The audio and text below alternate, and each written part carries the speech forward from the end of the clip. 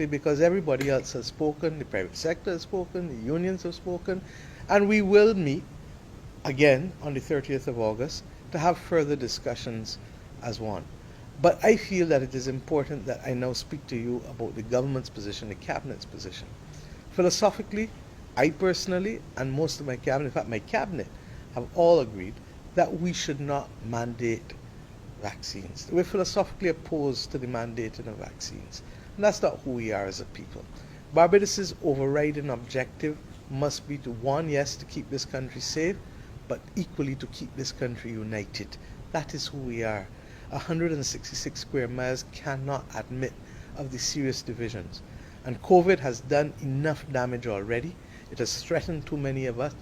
It has taken, regrettably, those 48 persons. But COVID must not be allowed to divide us as a people or as a nation. And that is the commitment I give you as Prime Minister of this country. To that extent, therefore, we must dig deep and understand who we are. What is our DNA? What makes Bajans tick? And more often than not, Bajans operate on the basis first of respect. You got to see me, you got to hear me, you got to talk with me. And to that extent, that is what we feel that we need to do as a nation. As a result, yesterday when the social partnership met, we all agreed that this is the way for us to go, that we have to do better by our people, and that before we start talking about legal opinion and the legislative framework, those things are not us. And that our first thing next week is for me to go to understand those who may still be ambivalent. Those who have already made up their mind, I get you, I hear you. Because in my own family, I got people who believe in alternative medicine. I got people who say they don't want that. But in every household, there are always divisions that are possible. There are some households where people are vegan and the other person eat enough pigtail, enough pork. That happens. We know it only too well. There are some households where you have one buddy who is a devout Catholic, another one a devout Pentecostal, another one a Rasta, and another one who say, boy, I really ain't sure who I believe in. Agnostic. That happens, but the family is still one.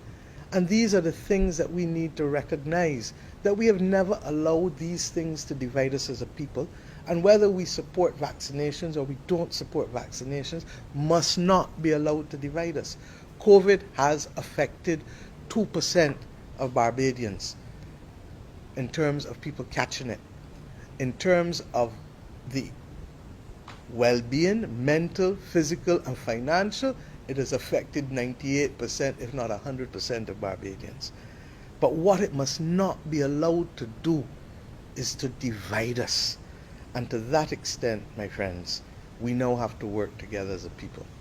I believe that there are certain institutions where we have to equally to be conscious, however, that we do need to encourage a healthy uptake, largely because of the evidence that I presented to you earlier from countries like Iceland and other countries where the clear high percentage of vaccinated persons has led to either an elimination or a reduction in deaths and a certain reduction in hospitalizations.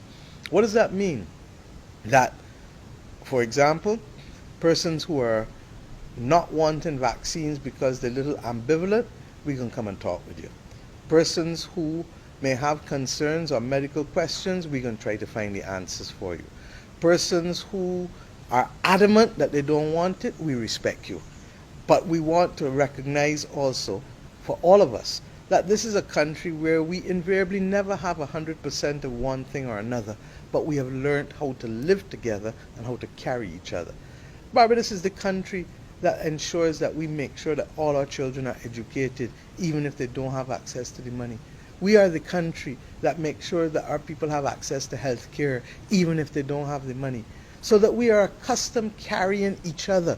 And in this battle, we will have to respect those who have a fervent and deep philosophical perspective, or who for medical reasons genuinely cannot take the vaccine. And for those of you who are ambivalent, I can be straight. I come in to help persuade you, because I believe that vaccines will save your lives. And to that extent, the questions that you may ask, how so fast, what we're doing, all those things we want to talk about. But in certain particular scenarios, it is even more critical. And what do I mean? You have a right to ensure that in our healthcare facilities, people are protected. I believe that the doctors live by the motto, do no harm. And to that extent, I want to go myself, starting Monday afternoon, to the healthcare institutions in our country. I'm happy that our public health nurses, I'm told that the level of vaccinations is just under 80%. In other words, 8 out of every 10 public health nurses are vaccinated. But we do have some issues still in our hospitals that require us to move the numbers up some more.